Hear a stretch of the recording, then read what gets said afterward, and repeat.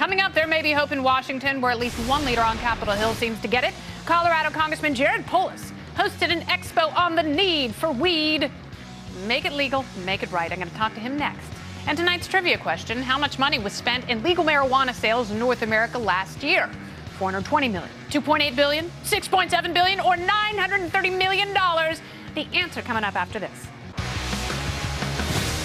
Welcome back. Before the break, I asked how much money was made in legal marijuana sales last year. Is it $420 million, $2.8 billion, $6.7 billion, or $930 American dollars? The answer is $6.7 billion.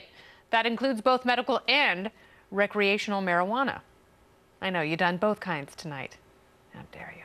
One of the latest groups strongly advocating for medical use of weed is current and former NFL players. Many of those players claim pot is a lot safer and healthier for a post-game pain management than pills or even alcohol. Today on Capitol Hill, Colorado Democratic Congressman Polis hosted an event featuring medical experts, analysts, and business leaders, all advocating for the legalization of recreational marijuana on a federal level.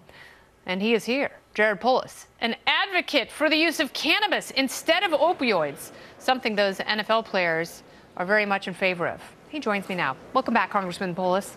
Hi, Kennedy. So let's talk about this a little bit. What did you discuss at your medical expo, and did you touch on areas of pain management that some of the NFL players were talking about? What a great thing, by the way, over $6 billion away from criminal cartels and gangs into legitimate businesses. What a great thing. But, you know, look, our country has a very dangerous way of handling pain. There's very little in between the ibuprofens of the world and hardcore addictive opioids, which is the main cause of the heroin epidemic. What we find is that for some patients in managing pain, marijuana can work. Far less addictive, far safer than prescription opioids. Yeah, and it's interesting because the more research they do on various strains of marijuana, they find they can take the THC out and leave what are called the CBDs in, which allow for anti-inflammatory and pain management. But you're absolutely right about that. I mean, if you think of the gulf between Vicodin and Advil, you know, there's really not much there, and it's perfectly legal for NFL players to go and use OxyContin, but they cannot use marijuana.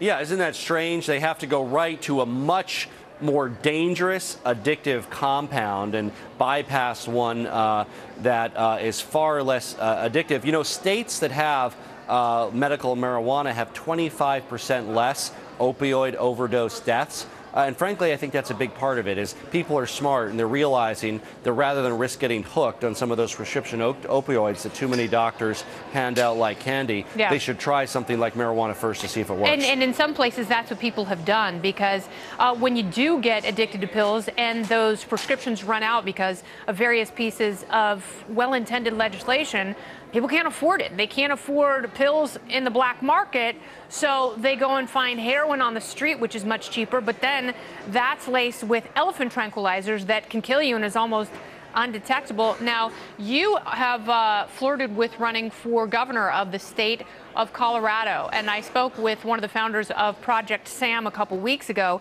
who was telling me that Colorado has devolved into a bulging hellhole, where there's so much weed that people are basically drugged up zombies, and kids are being taken to emergency room for marijuana overdoses almost every day. You know, that's some other Colorado, Kennedy, than the one that I'm from and the one that I serve. Underage use is down in our state. We've generated hundreds of millions of dollars in tax revenue. Rather than dealing with marijuana as a criminal issue, we approach medical marijuana and marijuana abuse as a health issue. I mean, let's have a discussion in our communities, but let's also recognize that adults are fully competent to make their own decisions about whether they want to use alcohol or tobacco or marijuana, as long as they do so responsibly. So I think that person who spoke to you probably hasn't been to Colorado anytime recently, but I'd certainly invite them and you to come by, because that certainly isn't the Colorado that I live in. No, and if you're going to make the choice to put something in your body, it's better to be able to walk into a dispensary and know the milligrams, know the dosage, and the suggested use. Because it's much more dangerous to roll the dice and pick up something on the street, you know, which really forces you to be a criminal. Keep us posted on your gubernatorial run. and all things freedom. Thanks again, Congressman Polis. Thanks, Kennedy. Coming up, American Airlines is doing its worst to put out the rage fire that's burning with airline passengers. We'll hose them off in the topical storm. So sassy. It's next.